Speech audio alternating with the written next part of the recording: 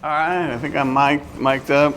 Yeah, I feel like I'm working for the FBI or something, but it should work. Wired. I know I'm wired, but yeah. So all right, this is my book. It's The Warrior: The Tales of the Substitute Teacher and Job Coach, and I wrote the book like in 2019.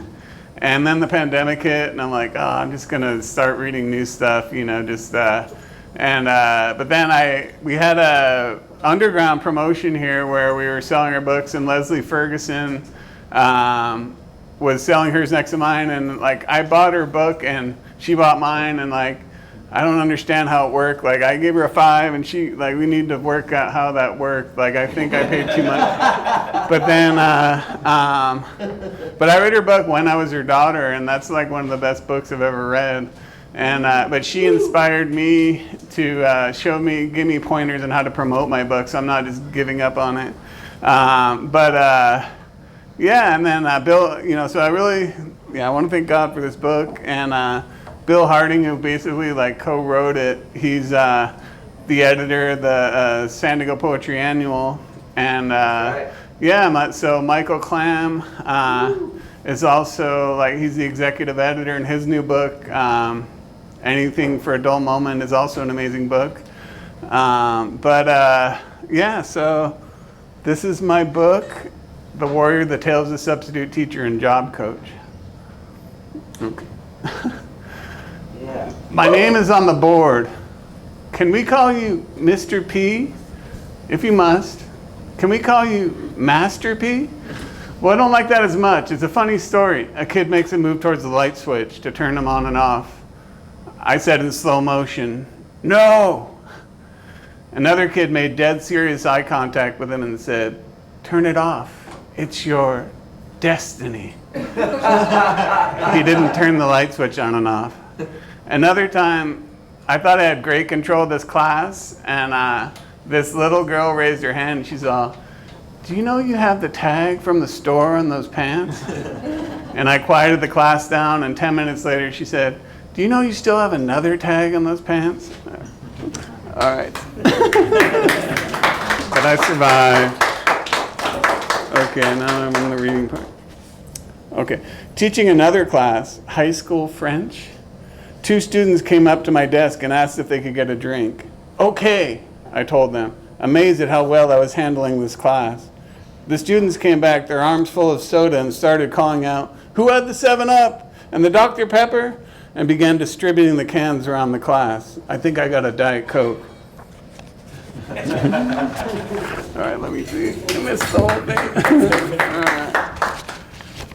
I knew that.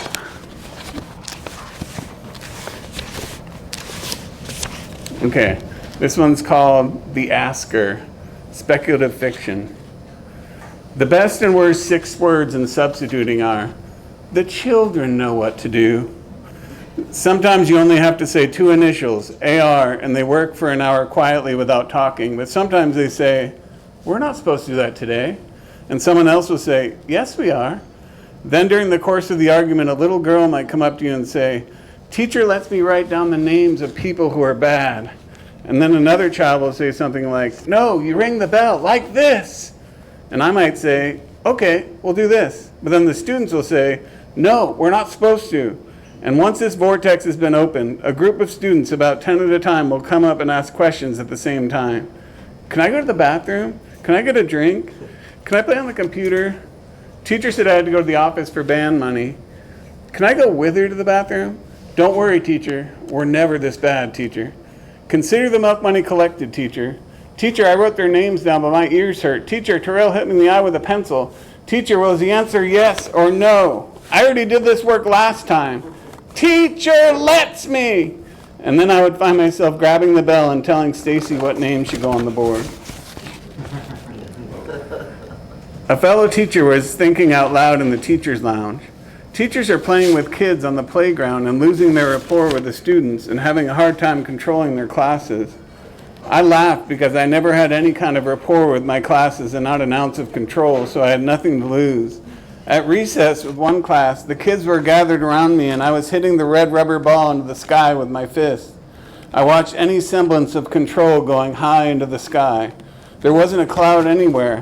That ball soared higher and higher, and when it would come down to the ground, the kids would yell, "Again! Again!"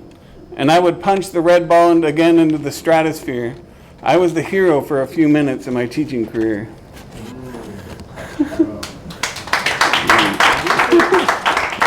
Okay.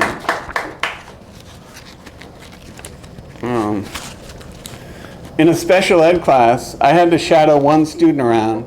He kept repeating my name, Andy, like the star of Pee-wee's Big Adventure.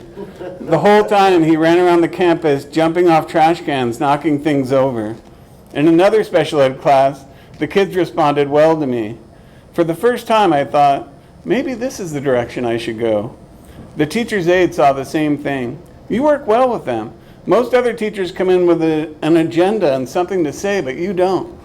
I thought, yeah, I'm good at that. No agenda, nothing to say stuff.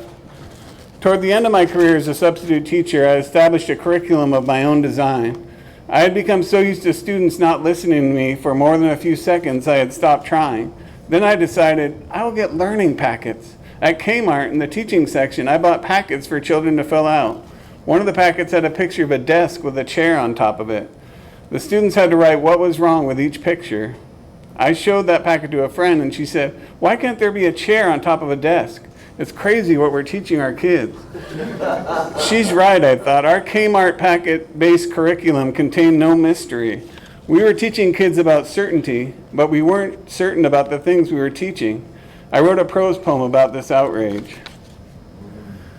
65-million-year-old crime solved. A mother hadrosaur is found slain on Monday. Forensic scientists say the victim's fossil was found near Lake Michigan. Forensic scientists say what is most vile about the crime is that the corpse was buried in the pre-Cretaceous level of the Earth's crust, millions of years before the hadrosaur's period. There are many suspects, Laelaps, Brachiosaurus, Velociraptor among them. Who had the motive, scientists wondered. But forensic scientists have conclusive evidence that it was Archaeopteryx who committed the crime. It was Archaeopteryx who slashed the hadrosaur's throat with its talons, and the hadrosaur struck back with a bite to the wing. This was considered self-defense since Archaeopteryx had just stolen the hadrosaur's egg, and Archaeopteryx did in fact kill her. The descendants of the hadrosaur, which include the flamingo and the platypus, can finally rest knowing justice has been served. Descendants of Archaeopteryx were taken into custody Monday. I never trusted Archaeopteryx, one policeman said. Scientists were able to reenact the entire scene thanks to the shape of Archaeopteryx's head, which proved it did this sort of thing and hibernated in trees in winter. Scientists were also able to conclude from its head that Archaeopteryx lived like a flying squirrel jumping from tree to tree. There is said to be a mini-series coming out on TNT titled, "An Archaeopteryx Stole My Baby." Okay. I like that one. Yeah, it was just, I think like I read a lot of like 1800s literature and back then they had no idea what dinosaurs were and they had all these crazy ideas, but now it's like we've got them on video. That was the day that little Rex hurt his foot, and that's really sad. They're so sure that. But okay, what do I do at 97? All right. Let me see. Okay, this one's called "I Saw a Sign." I saw a sign that said, "Donuts, they're better than you think." And I screamed so loud that I couldn't look a baby in the eye. Well, take credit for the light and suffer its shadows. Signed, Satan's Caveman.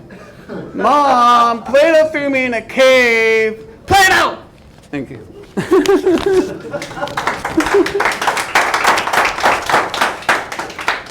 Okay. All right, let's see. Okay, this one's called "When Sweetleaf Introduced Me to My Mind." I was excited to finally be in my mind. Then I asked my ego, "What do you want to do?" And it said, "I don't know, what do you want to do?" And I said, "I don't know, what do you want to do?" And it said, "I don't know." All right. This one's called "The Movie Version of Jim Morrison." Would you like a glass of grape juice, Jim? We can always whip the horse's eyes. What, Jim? What? I love my girl. All right. So, all right, the final one I want to do is out of the San Diego Poetry Annual, so submissions open tomorrow for the annual, and for the Cowett, and the Cowett Award.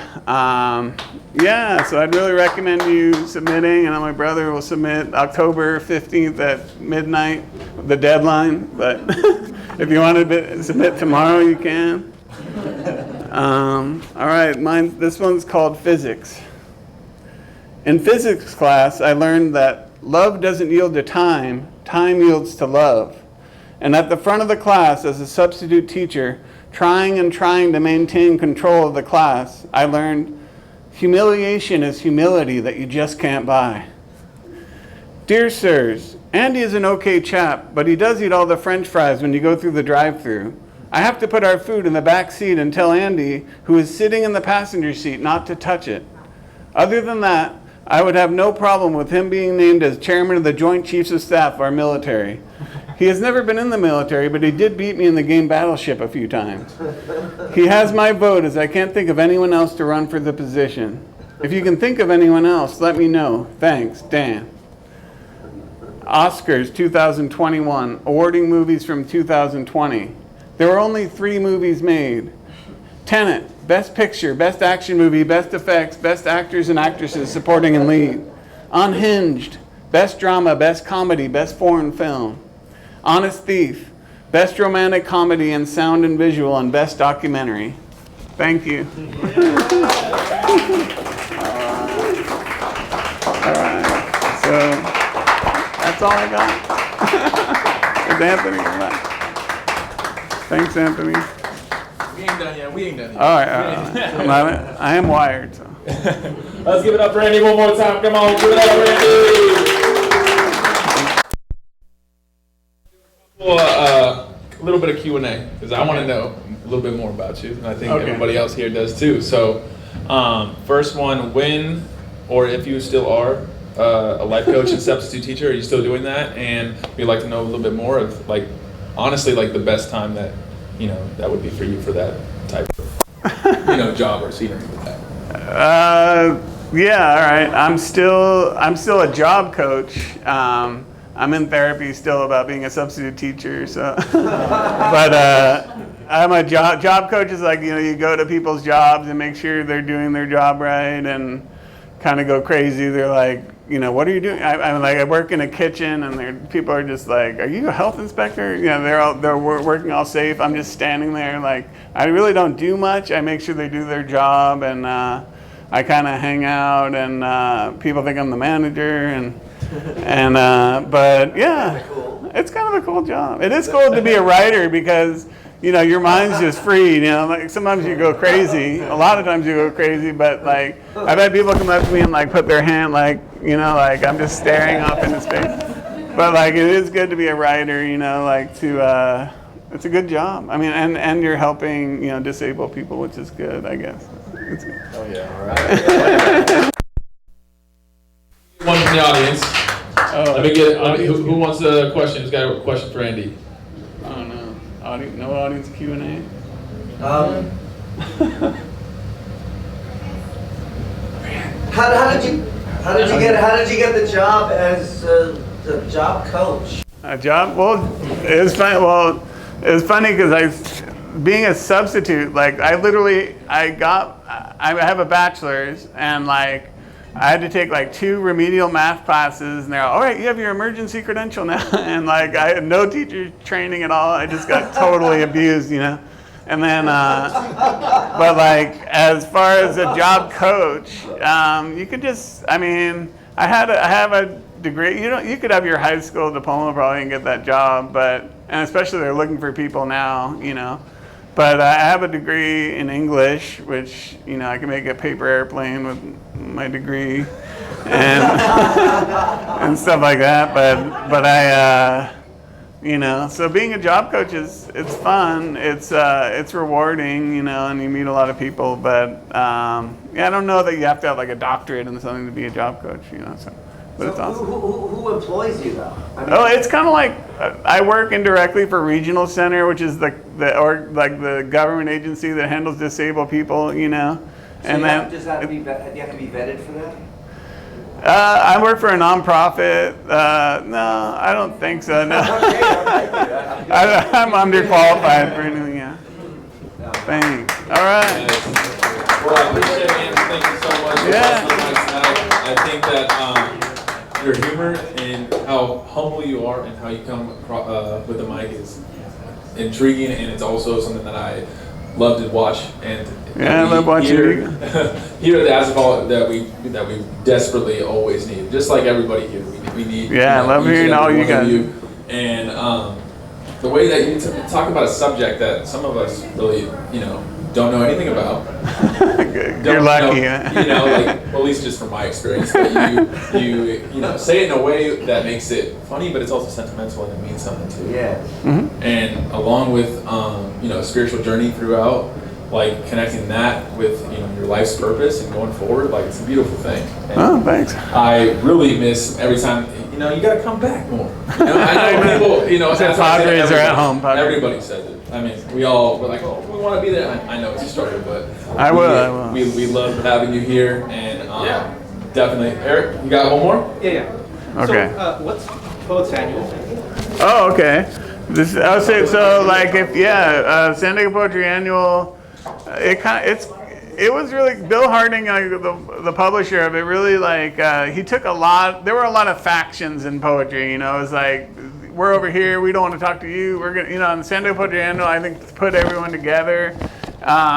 It's like they have a juvenile hall section where kids from juvenile hall submit poems, and they have a teacher that goes to juvenile hall and teaches them. There's a native section. There's a veteran section.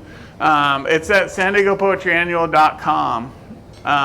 And that's how you submit. There's regional editors. Michael Clam, he's one of the regional editors, and actually he's the executive editor. But you can submit to Bill Harding, the one who published it, my publisher. Well, not my publisher, but the one who published my book. And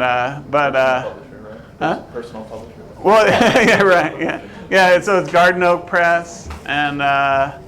He's. I would really recommend everyone submitting. If it's something good. If you've never been published, they're always looking for people to submit. Yeah. Yeah. All right.